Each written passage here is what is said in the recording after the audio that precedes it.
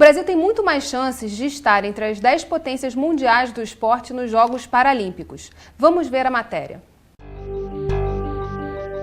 Os valores paralímpicos estão muito relacionados à questão da inspiração, então da determinação, da superação.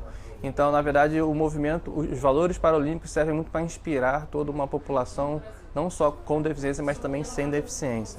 Então, os valores paralímpicos deveriam ser difundidos de forma mais abrangente em todo o Brasil.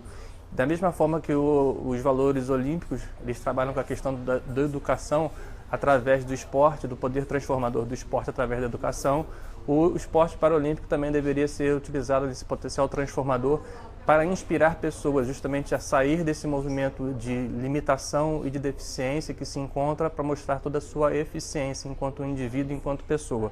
O esporte é só a ferramenta que eles utilizam para justamente se mobilizarem e ter uma vida e um bom desenvolvimento enquanto ser humano. No Brasil, ele tem dificuldade ainda de entender o deficiente enquanto indivíduo eficiente, né? Como um indivíduo participante da sociedade. E as marcas também têm uma certa desconfiança de associar a sua imagem a uma pessoa com deficiência, achando que a deficiência é uma coisa limitadora do indivíduo. Mas muito pelo contrário, se a gente for analisar a questão dos valores olímpicos que hoje estão em xeque por causa do doping, né, do fair play, que a gente não consegue ter uma competição justa por causa justamente dessa questão do resultado a qualquer preço, né, o espírito do movimento paralímpico faz com que o corpo esteja em constante movimento. Então aquele corpo que é rotulado como deficiente e que tem e tem muita limitação, ele acaba se transformando em eficiência. Então isso para as empresas é que deveria ser um momento de inspiração. A gente tem muito mais condições de ser medalhista nos Jogos Paralímpicos do que nos Jogos Olímpicos. É possível que a posição do Brasil nos Jogos Paralímpicos ajude as marcas a perceberem a importância de se trabalhar com esse valor da superação, que foi também uma marca trazida nos Jogos Olímpicos? A ideia de colocar os Jogos Paralímpicos junto dos Olímpicos foi muito interessante, porque criou a igualdade entre as pessoas, o valor precioso dos Jogos Olímpicos. E talvez o limite, está no limite, a questão da deficiência física das pessoas. Então nós estamos vivendo uma nova era que os Jogos Olímpicos e a família olímpica, o movimento olímpico chama de Agenda 2020, que é uma visão futura dos Jogos Olímpicos, que não é somente para incentivar esses valores, mas para tornar possível a vida das pessoas de forma melhor. Há uma dimensão de desenvolvimento nisso tudo. Nós já falamos sobre educação, cultura, tecnologia. Isso é uma nova cultura que chega e está embutido o esporte. Isolar o esporte para ver só como competição ou espetáculo talvez seja um grande equívoco.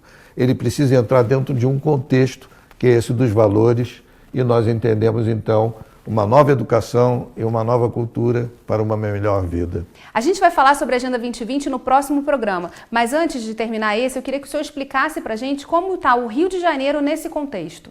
A Agenda 2020 é um futuro que certamente vai nos atrair, porque o Rio de Janeiro criou um caso muito grande, tornou-se uma cidade olímpica, mas ocorre que é uma cidade olímpica não sustentável, como todos nós sabemos.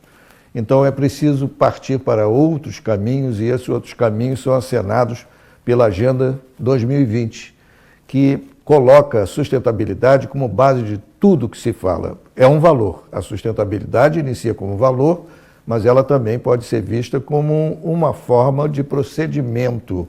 Ela vai para a prática, ela conduz a prática na sociedade, na economia, na educação, etc. Então, o futuro do Rio de Janeiro, com esses legados que nós vimos aqui, vai depender da maneira que nós soubermos trabalhar com esse futuro e com os legados que o esporte nos deixou. Então, nós aguardamos que hajam grandes novidades e de envolvimento das entidades públicas e privadas no sentido de buscar esses caminhos que o esporte trouxe para nós, mas agora é a nossa vez de falar, responder ao que foi trazido de uma maneira adequada e dentro do que se espera acontecer com sustentabilidade. Obrigada, Lamartine. E a gente continua aqui na Universidade Santa Úrsula para conversar sobre os Jogos Olímpicos e o que vem pela frente. E o resultado desse bate-papo você vai poder conferir na próxima semana. TV Alerj, o canal do Povo Fluminense. Até a próxima.